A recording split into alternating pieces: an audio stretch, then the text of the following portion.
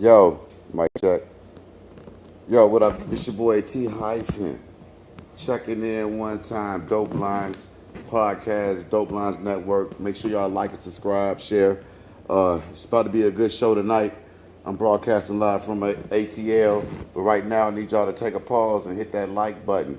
Make sure y'all hit the like button for the algorithms. We're trying to get this podcast going. We got some real high level conversation going on. We got some real good topics, something good for the culture. So make sure y'all stay tuned in. Like I said, my name is T Hyphen. I'm the host of this Dope Lines podcast. Let's go. First of all, the reason the topic of this podcast right here is basically the state of hip hop. It's to me, I'm gonna be honest. I really think it's lost. I don't think that hip hop will ever come back and be what it's supposed to be or what it's supposed to been. And I only say that because the devil took over. We went from God body to demon time, and it was only a matter of years. There's no need to place the blame on who, what, where, city, like all that don't matter. The fact of the matter is it took over, and we seen it disappear. And part of the discussion is also what happened to the pioneers during this time. The people that started hip hop, that created hip hop, that taught the five elements. Like, how did we let it get out of control and not stand up for it and say something? We took the bait. We let them run away with the game. We let them change everything. We let them create their own culture within our culture, which really just messed up everything generationally. It was like a trickle-down effect. We didn't see it right away because as being a hip-hop fanatic and all that, and a fan, I gotta admit, I got fooled too. You know what I'm saying? I really got tricked. We got tricked into the 40-ounce era, the fuck a bitch, money over bitches, thug life. We got tricked into that whole East Coast West Coast beef where it became violent, and we was in barbershops arguing about two dudes that don't even live in. I'm from Chicago. We arguing about Biggie and Pac, like we went to school with them. You know what I'm saying? Shit like that. So we fell for it too. So I'm not the old head that's like, the rap is filthy, filth. I'm not Bill Cosby. I'm not gonna hit you with that, but I am Bill Cosby because in a way, I will admit that I got tricked. And now I see the trickle down effect, and you see the big picture. It's almost like watching they clone Tyrone for the second time. You start to see different things, and that's what I see with the hip hop. And to me, the trickle down effect is murdered rap, where it's not even rap no more. This thing right here, they got the violent music, the drill music. It really hit an all-time low because it went from gangster rap to trap music to now drill music, and it's like generation to generation to generation, and now it's like at the worst. And even the female rap, it's all over hypersexual music. It's audio porn. It's way past raunchy. And like I said, I'm an old dude, and I know it, but I also can admit that I grew up to Kia's, Kaya, whatever her name was, Jackie O's, Trina's, Shauna's, all some of the, some raunchy rap. Little Kim, all them. Little Kim was fire. Her album cover is classic, but we had a balance. You still had the Eves, the Foxy Browns, the Rod Diggers. You know what I'm saying? So we had a balance. Lauren Hills. We had a balance of Missy Elliott's and Lil Kim. They might jump on the same song, You know what I'm saying? We might get them, but then you'll have a I Want to Be Down song, a song that was promoting black love and how they want to be down. And even though Queen Latifah was raunchy on her verse, you know what I'm saying, it was still classy. Salt and Pepper, classy. Eve was dangerous, so fine, classy. You know, Rhapsody is fine as hell. Got bars though, but now it's just all pushed just to be sexual, super sexual, hypersexual. It is almost like what they said we were when we wasn't. They call us beasts and savages and super predators, and they call us our women sluts and freaks and over sexual, hypersexual. So now, with the help of love and hip hop, shows like that, and the music, because the TV got a big part to do something with it. Like Viacom with the VH1 shows and the MTV shows and not BET shows. Those shows are toxic. You know what I'm saying? Like, if you really break it down, those shows are toxic as hell because they showing a behavior that the world think that we are, and we became that because we watched it. You know what I'm saying? So what they say, art imitate life. You know what I'm saying? So it became reality to us, and it's just the whole world is ghetto now. The whole world is got ops smoking on ops, and every chick is talking about what color her cat is and what that cat do. You know what I'm saying? These are the type of people that they promoting. Cardi B had an interview with Joe Biden when he was running for president. You know what I'm saying? No disrespect to Cardi B, but it's just crazy how they promote that type of quote unquote reality into our life. And they got Cardi B, a chick who was out there promoting that she don't cook, she don't clean, but a wop is mean. And you got kids. That's not cute for any woman to say that they don't cook, they don't clean. Come on now. I don't care what profession you do. That's not cool. That's like a man saying, I don't change tires, I don't you take out the trash, I don't shoot guns, I don't do nothing. Like, come on now. Why would you take away that part of your femininity? What make you think that's not cool? So that's the type of thing that they was pushing though. So they had her on the agenda. She got McDonald's commercials, and don't get it twisted. Like I said, I have no hate. I'm not dissing Cardi B and her husband or whatever when they was making McDonald's money. They getting this play during the playoffs and everything, so I know they eating good. But I'm just tripping like this because I don't really want a chick that talk about her cat selling me food. You feel me? I don't. That to me, that's like McDonald's. You could have found a whole lot of other black couples to promote to sell food than somebody who got a song talking about their cat, but they got away with it. But like I said, the music is just going down.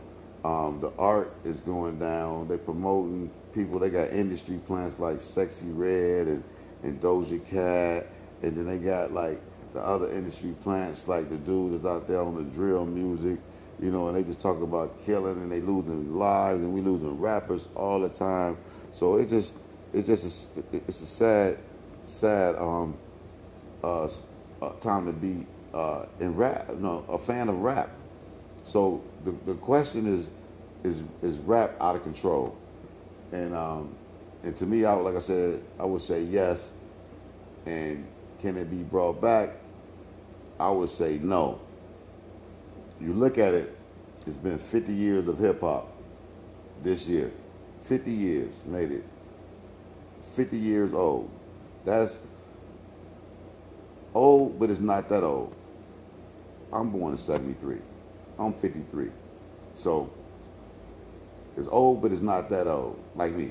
But if you look at how it started off, it was bad. It was bad meaning good. Hip hop. It was the shit. It was breakdancing. It was a culture. It was 5 elements to the hip hop.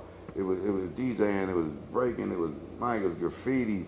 It was everything. So it was vainglorious and it was uplifting. It was had us walking around feeling proud. We black, you know what I'm saying? We Latino, whatever we was. Yeah, white people, everybody was in hip hop. It wasn't even about race. It wasn't about gender. It wasn't about sexuality because you had some of everything in hip hop. You look at all them old school movies. You had some dudes that look a little sweet, you know, up in them joints dancing. You had some chicks that look a little rough up in that dancing. But it was hip hop. You had the Latinos, you had the whites, you had everything, man. So it was started out vainglorious. It had the people united. It didn't matter. You had pride. You was, you know, you was able to express yourself, the good part of yourself. You get to dress. Sorry about the sound. You get to dress how you want to dress. You can come out. I remember dudes used to come out in a whole ninja outfit with the ninja shoes on and everything, and he'd be outside walking the block. And you know, he never did karate. He might have watched the kung fu flicks on Sunday morning and shit, and watched them so much and swear to God he can do karate. But you know, cats ain't never, you know, been to karate school or had training or nothing. But they have, you know, Bruce Lee flicks and all that type of stuff to watch. Samurai Sunday.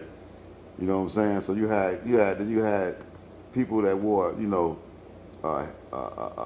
anything for a headband. It could be a tie, whatever. They just tied around their head, and the headband might be around their neck. Like, it was just fat shoelaces. Like I said, it was a time to express yourself. The music was able to express yourself. But one thing we never did, we never owned hip hop, and that's the downfall. And that's the trickle-down effect, how they was able to start the trickle-down effect, because they was able to control the music. And what I mean, you know, by they, you know, it's the people who own the companies, not just the Jews, it's the Italians, it was the mob as well. It was Irish, it was some black people. They all own record labels, and it was just the contracts that they was putting out. So, you know, you can say it's a color thing, it's a race thing. But it's really just the desperation of an artist and what he willing to sign for. You know, Diddy ain't put a gun up to nobody's head and make him sign that contract. Not saying he was right with his contract, but he definitely ain't do that. But like you said, the 360 deals now, the contracts they signing, the things that the labels letting them get away with, like Leah Cohen that was on Breakfast Club when they asked him about how do we feel about the music that he putting out? Do we feel like he was like, hey, I gotta feed my family. So basically, he don't care about the music they putting out about doing drugs or whatever or getting high, as long as he eating. He gotta feed his family. So once you know, like, it's the business, and they'll do their people just like they'll do you. They just won't fall for it. You know what I'm saying? So trust me. When they come down to business, it's business. Black people take it personal because they fall for that. And they'll say, oh, a Jew getting over on me. Nah, the Jew ain't getting over you. You got over on yourself because you signed them papers. They won't do it to another Jew, because another Jew going to be like, nah, let me call the Jew lawyer, my cousin, and we go get this shit straight. So, you know what I'm saying? That's why we go get them people when we need to get some shit straight, because they going to get some shit straight. So like I say, so for anybody think I'm disrespecting the Jews or whatever, don't get it twisted. I'm actually giving them some honor and respect because of the way they take care of their business. I'm definitely a jealous dude of that as far as my race. I wish we can fall into that type of mindset of doing that. Then hip hop would be ours, and we wouldn't have this problem about nobody else controlling our narrative or our culture. That's what we got to understand. We can't sit up here and blame people no more and all that stuff. So you got to get out these contracts and you got to make it happen, like Kanye did. If you're going to go against the machine, you better win. You know what I'm saying? And Kanye, and you got to be willing to risk it all. Because if you ain't come from nothing and you wasn't poor, man, look, them people, they got you right there. That's how they get you to sell out. Because if you're afraid of losing material things and, you know, whatever, and you can't stand going up and coming down and falling off and all that, you can't stand that. You can't stand the rain. Then you can't handle the pain, baby. That's just what it is. So it's like, shout out to everybody who like Dave Chappelle, who definitely hip hop, definitely keep the culture going. and was able to stand down against the machine and say, you know what, I don't want your money. All money ain't good money. So he preserved his soul. And you see right now, that man is free as hell. You know what I'm saying? God bless Dave Chappelle. He get to say whatever he want to say. You know what I'm saying? Offensive or not to people. Because that's his job. He's a comedian. The things you laugh at, you can't laugh at other people and then get mad when somebody crack a joke on you. That ain't how life go. Everybody can't be sensitive like that. So shout out to people like Dave Chappelle, people like Kanye, people like Ice Cube, people like, cause you see a lot of people, man, that be fronting, and they really like the gatekeepers. They would sit there and they would say, uh, they would sit there and play a role and say like call people crazy because they standing up against the system, and they eating like how Puff Daddy did Kanye and Hov did Kanye when he was going through it, and you know whatever, and then to come to find out that Diddy didn't even own Ciroc. You know what I'm saying? Like Diddy was like an Instagram model for Ciroc. You know what I'm saying? So it's just crazy how yeah, that's all. He was just a glorified Instagram model for Ciroc. You know what I'm saying? Shout out to my sister Danielle. I see you out here. Let me post this chat for you. Oh man, that was it. The raccoon hats too, sis. You talking about good times when you come outside. You got a whole raccoon hat like Daniel Boone out there, man, and you got the leather jacket. It didn't really matter what leather jacket. Now, if you got a name brand, you was definitely out there killing the game. But if you just had a leather jacket and you knew how to put it together, see, that's what it was back then. It was about labels and stuff, a little bit. But for the most part, it wasn't nothing famous. So we made everything famous. And it wasn't the internet, so we just spread things through word of mouth. You know what I'm saying? Like you might see a video or see something, but for the most part, it just word of mouth. And it was like, oh man, that troop jacket. And then troop jackets was in. Them lotto shoes. Oh, the lotto shoes, they in. You know what I'm saying? And you got Deodoras. You know what I'm saying? You got the ponies, the Pumas. Like it wasn't just Nike then. Nike, I didn't remember Nike until the Cortez came out, and the regular like fake Converse canvas type Nikes and joints when they came out. So yeah, I definitely remember that. But man, I'm trying to tell you, that's the state of hip hop now. Like I said, it's not fun. It's a couple of songs. Shout out to that boy. That song with 21 Savage, Eggplants and Peaches. I'm gonna tell you with that one though. Like I say, man, I'm old, but I'm a realist. I know you need to have that ratchet side too. I know you gotta have that turn up side too. You gotta have that, that sometimes you want to hear some shit with a little gangster in it. You want to hear something that with a little pimping in it. You know what I'm saying? You want to hear something like that. So I definitely get it. You know what I'm saying? I understand. Like it's needed, but it got to be a balance. And when I'm listening to the radio now, even though they bleeping out the songs, and it's crazy that the radio stations and the record companies and all that will even spend money on editing to edit a song that's so vulgar, and they get radio play. And that's not something else I want to bring up. The fact that they are getting radio play in different times of the day and stuff like that. And it's like a lot of you DJs, man, like y'all like elders, y'all seniors in the game, and y'all should be program directors right now. Y'all shouldn't be working for a younger program director that got y'all with your name playing songs on the radio that you wouldn't let your kids listen to, or hell, most of y'all now got grandkids. So, you know what I'm saying? I don't want to like put no DJs out there, say no DJs name, but it's a few DJs that's on the radio, big time cities, and I just think that they got to stand up and say, man, we got to get this music together, and we not gonna play this. Like I say, uh, so when you in the club and you can spin that shit all day, but when you in the morning time DJs, nah, I'm not playing this. And if you got the 6 o'clock mix or whatever, you might slide it in a little bit on the mix or whatever, but you still don't have to be explicit. Like, be clever with it. Let people hear what song you playing, but you don't really have to play the whole thing like that. Like, be slicker with it, because it's like, it's that trickle down effect I was talking about, and how you just killing the game and you making everything like so derogatory and so savage. Everybody on demon time.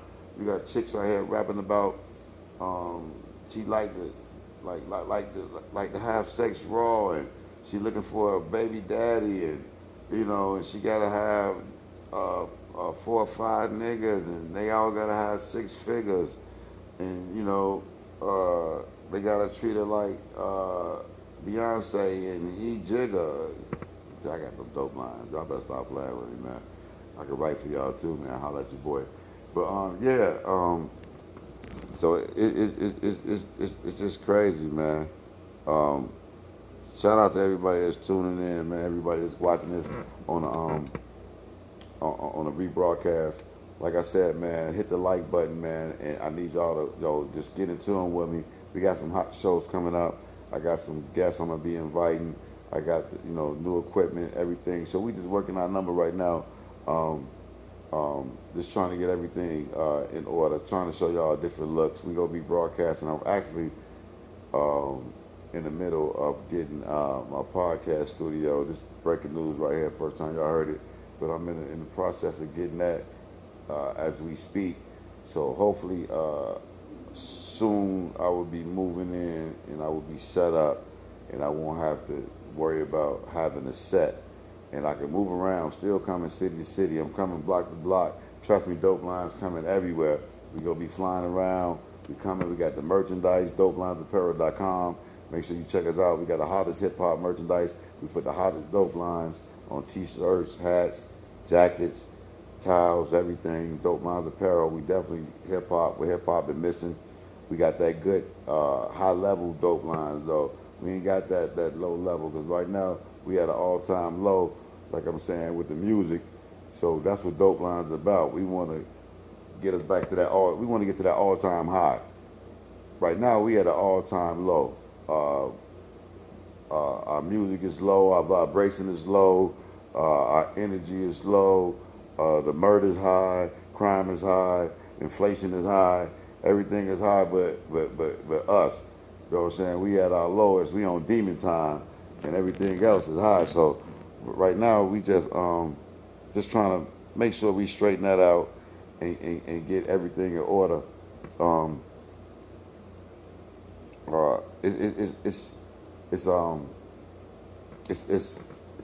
It's a beautiful time in hip hop if you can take it over. But the fact of the matter is, the reason why I said hip hop is probably a lost cause right now, because to take it over, you will have to take over another 3 generations probably just to get their mindset back on God time. Because you think about it, the kids that's out now, their parents on demon time. The kids that we had, we raised them, and they went from our generation that was already, a fall off from the 70s, that really from the 60s, that was on that power movement. Like a city like Chicago, we had like the power movement, Black Power movement. We had the Black Power Rangers, the Black Keystone Rangers. We had the Black Panthers. We had the Black Gangster Disciples, the Black Souls. You know what I'm saying? Like so we had the conservative vice lords. So we had people that was on a movement. These kids was 16, 17, 18 years old out on the movement with guns and protecting the neighborhood and feeding kids. Fred Hampton died at 21 years old. And he had did so much. Imagine what he did at 21. All the uniting he did, all the kids he done fed, they was building medical clinics in their neighborhood. These kids bringing in EKG machines and shit, and bringing in, I don't know where they was getting it from. That's neither here nor there. They had guns, but they was bringing that stuff back for the hood though. So that's the type of spirit that we had. And then like I said, the 70s, it kind of curved from the Black Panther to more of the gangs that started getting treacherous. So then, you start getting the gangs that came and they started getting treacherous. And then, of course, by the 80s, the crack came and it was all out warfare. You know what I'm saying? It was wars on our own blocks against us, and we was feeding each other chemical warfare. You know what I'm saying? Killing our people with drugs and everything. We were getting money and losing our mind with the more money we was getting. So the 80s became like wild. And the generations was gangster music and 40 ounces, like I said, and bad liquor and, all this stuff. And then the 90s came. And I don't know, how other cities was, but the 90s in Chicago was extra violent. The 90s, we lost so many lives, man. I remember going to the Million Man March. Me and my homies, my mother let her get our car at the last minute. So we driving to D.C. late. We get there, we sleep on the ground around a bunch of brothers because we tired. They know it too. They like, fuck it. Y'all just go ahead and lay down and go to sleep. So imagine being like in the Washington Plaza right there. We had good seats because we got there early.